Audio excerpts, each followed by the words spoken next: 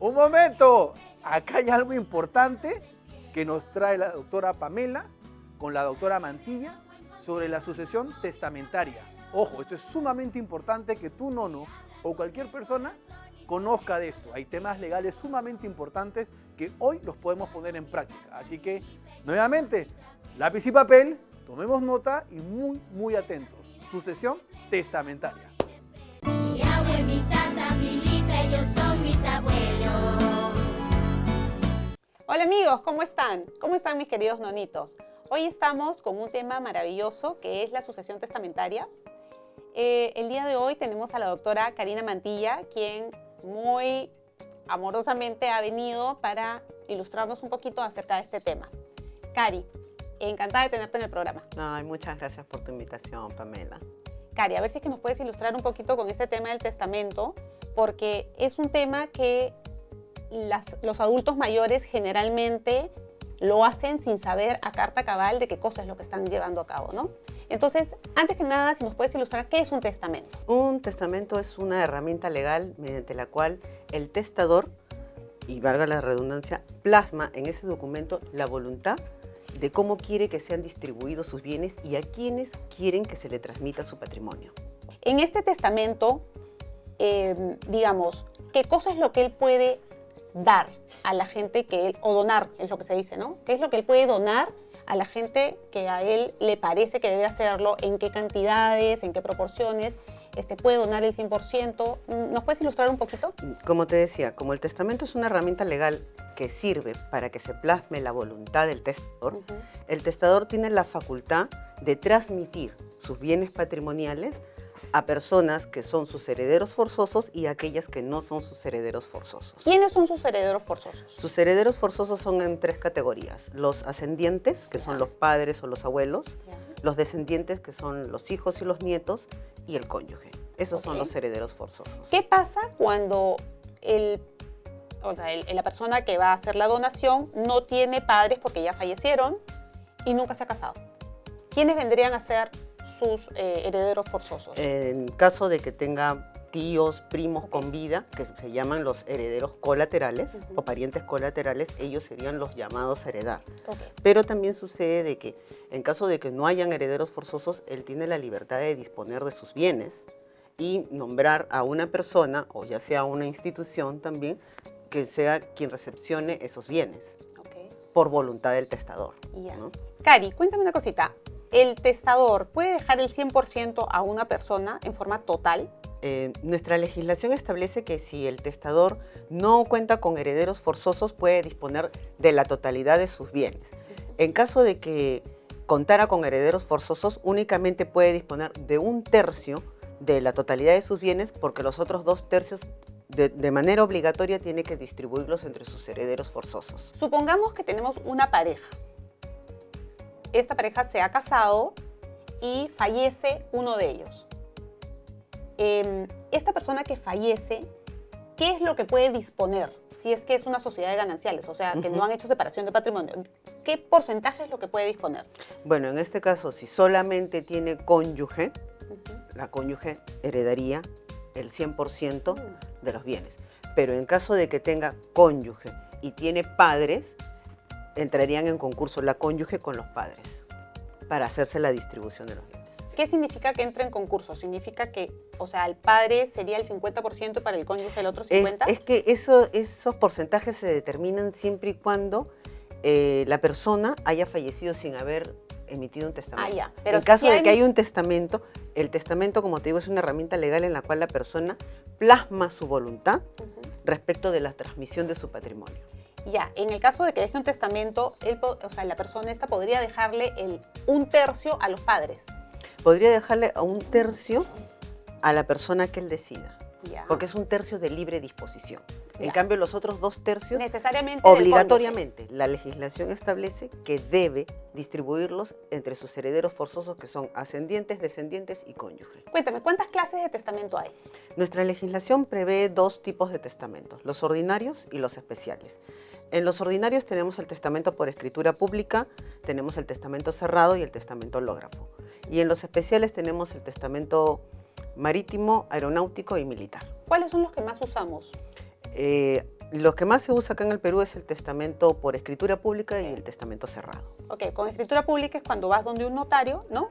¿Nos puedes explicar un poquito? Claro, de el eso? testamento por escritura pública es aquel en el cual el testador acude a una notaría pública a fin de que el notario, en compañía de dos testigos, a fin de que el notario, de manera personal y con su puño y letra, redacte la voluntad del testador Ok. en el registro de escrituras públicas. Una vez culminada la redacción, el notario lee lo escrito en ese registro a fin de corroborar que lo plasmado sea la voluntad del testador. Ok. Si en caso hubiera habido algún error o alguna omisión, eso también se deja en la misma acta, Ok. en la misma acta notarial.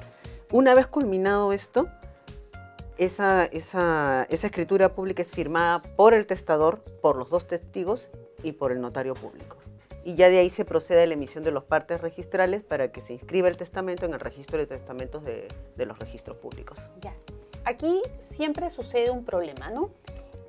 ¿Cómo sabe el notario que la persona que está dando su testamento está en sus o sea, en sus cabales, está consciente de que lo que está haciendo es lo correcto y que no lo están obligando a ello?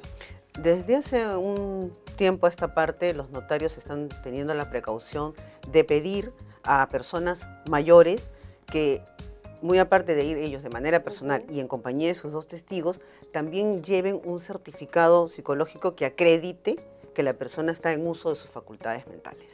Los testigos, ¿quién los escoge? ¿Quién los pone? Los testigos son escogidos por el mismo testador. O sea, eso se puede prestar a que Mira, escoja a quien más cariño le tiene o a quien más confianza le tiene, ¿no? Entonces, puede darse el caso, pero la misma norma, porque la sucesión testamentaria está legislada a partir del artículo 686 del Código Civil, en el libro de sucesiones, y ahí se establece qué personas pueden o no pueden ser testigos. ok, perfecto. En el caso de que el testador haya sido inducido a dar un testamento que no era el correcto, ¿qué elementos o qué, digamos, instrumentos tienen los herederos para poder, digamos, cancelar esta falsa voluntad que tuvo el testador? Bueno, tendrían que en realidad acudir al Poder Judicial, Ok. pedir la nulidad del testamento, pedir la revocatoria del testamento, de acuerdo a la figura que ellos vean que en realidad se encuadra en su caso. Ya. Y eso te lo comento que es tema larguísimo, lo que es nulidad, lo que es caducidad o lo que es revocación de testamento. Eso lo Son haremos- juicios. Claro, y eso lo haremos en otro programa. Por supuesto. Prometido. Ya, ahora cuéntame otra cosa. ¿Qué otro testamento muy común se usa aquí en el país? El testamento cerrado es aquel en el cual el testador plasma su voluntad en un pliego y este pliego es introducido en un sobre cerrado o en una envoltura lacrada. Es llevado de manera personal por el testador y en compañía de dos testigos para entregarlo de manera personal al notario. El notario lo que hace es levantar un acta en el cual se acredita el otorgamiento del testamento cerrado y a la vez también se consigna que el notario ha sido el receptor de ese testamento. Ok. Entonces, esa acta es firmada por el testador, los dos testigos y el notario. Y quiero dejar en claro que ese sobre cerrado no se abre hasta la muerte del testador. Por eso te digo, el notario lo único que hace es constar de que se ha otorgado un testamento cerrado y que lo está recepcionando, Ok. más no se está viendo cuál es la voluntad del testador. Eso solamente se ve en el testamento por escritura pública, ¿Y en qué momento se lee?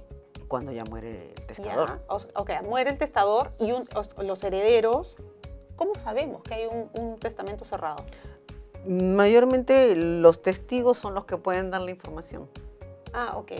O De sea, que mientras- hay, y entonces ellos tienen que solicitar que el notario entregue el testamento, pero también bajo la presencia de un juez. Entonces el notario lee el testamento. Lee el testamento. ¿Y esto se eleva a escritura pública? ¿O qué se hace con No, luego el juez lo que hace es darle la legalidad, poniendo el sello y la firma del Ok. juez, del juzgado, ¿no?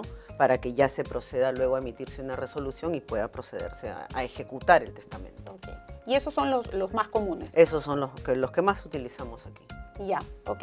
Luego, cuéntame otra cosita. ¿Qué pasa en el caso de los extranjeros que viven en otro país, pero sin embargo las propiedades están aquí en el Perú, ¿no? Entonces, ellos quieren, digamos, emitir o dar un testamento y no tienen la posibilidad de venir al país o desde el país, si son extranjeros, poder hacer un testamento sobre sus propiedades que están en el extranjero. Yo lo que te puedo decir es que si hablamos de peruanos que viven en el extranjero, los peruanos que viven en el extranjero sí pueden otorgar un testamento acudiendo al agente consular del Perú del país en el que residen. Ok, se van al consulado y ahí el agente consular hace las funciones de notario público, okay, ¿no? Y puede redactarles un testamento. Y acá se trata de que los peruanos que residen en el extranjero pueden acogerse solamente a dos modalidades: otorgar un testamento por escritura pública u otorgar un testamento cerrado. Claro. En caso de que sean extranjeros que residen aquí, pero que sus propiedades están en el país de donde ellos nacieron, ellos tienen que acudir a su agente consular para ellos emitir su testamento. Y una vez que se da el testamento en el país donde reside el peruano, ese testamento, ¿cómo lo hacemos llegar acá al país? A través del consulado también. Una vez que ya fallece la persona, y como el testamento ha sido emitido por un agente consular que cumple las funciones de un notario público, ya luego se acoge al procedimiento que ya sea por escritura pública o por testamento cerrado. Perfecto. Que está establecido, como te digo, en el libro de sucesiones. ¿Hay algún impedimento para que una persona pueda, digamos, dar un testamento? Bueno, sí hay personas que están impedidas de otorgar testamento, como por ejemplo los menores de edad, ellos no pueden otorgar testamento. Las personas que tienen una incapacidad de discernimiento, vamos a decirlo, los enfermos mentales, cuya condición haya sido declarada vía una sentencia judicial de interdicción. Tenemos los ebrios habituales, los toxicómanos y las personas que hayan caído en estado de coma, a menos que lo hayan solicitado la asistencia antes de caer en esa condición. Pero en general, todos podemos otorgar un testamento. Deberíamos de estar acostumbrados a utilizar la figura del testamento porque nos evitaríamos muchos problemas y mucha carga procesal con los procesos de sucesión intestada, que es bastante lo que tenemos acá en el Perú porque no tenemos la costumbre de emitir testamentos. ¿Qué pasa en el caso de los analfabetos o los ciegos? Los analfabetos o los ciegos también pueden emitir un testamento, pero solamente en la modalidad de testamento por escritura pública. Ok, frente al notario. Frente al notario, el cual lo va a leer. Una primera vez lo lee el notario, una segunda vez lo lee el testigo testamentario, y en caso de que el analfabeto o ciego no puedan firmar o no sepan hacer su firma, esta se tomará a ruego a través del testigo testamentario, en el cual quedará consignado en el acta notarial. Dime una cosita, para cerrar prácticamente. ¿El costo de otorgar un testamento frente al notario es muy caro? ¿Es habría que ver porque de acuerdo a la zona o al notario al que uno acuda, ¿no? Porque en cuanto a derechos registrales no son elevados. Ya. Pero lo que sí, otorgar un testamento por escritura pública, habría que ver cuánto cobra cada notario de acuerdo a la zona. Muchas veces también es de acuerdo al volumen de la masa hereditaria también, ¿no? Es muy importante eso, ¿no? Para que sepan nuestros nonitos si es que quieren dar un testamento. Cari, ha sido muy ilustrativa, te agradezco mucho el que hayas estado en nuestro programa. Te tomamos la palabra para que para la próxima nos des mucho más información acerca de este tema, porque este tema es muy largo. Nonitos, espero que toda la información que les hemos dado haya sido útil para ustedes y los esperamos en el próximo segmento y en el próximo programa. Ha sido un placer estar con ustedes. Chao. Cari, nos despedimos. Chao. Mi abuelo, mi tata, mi lita, ellos son mis abuelos. Como todo lo que tiene un principio, tiene un final, así que el día de hoy, hasta aquí nomás.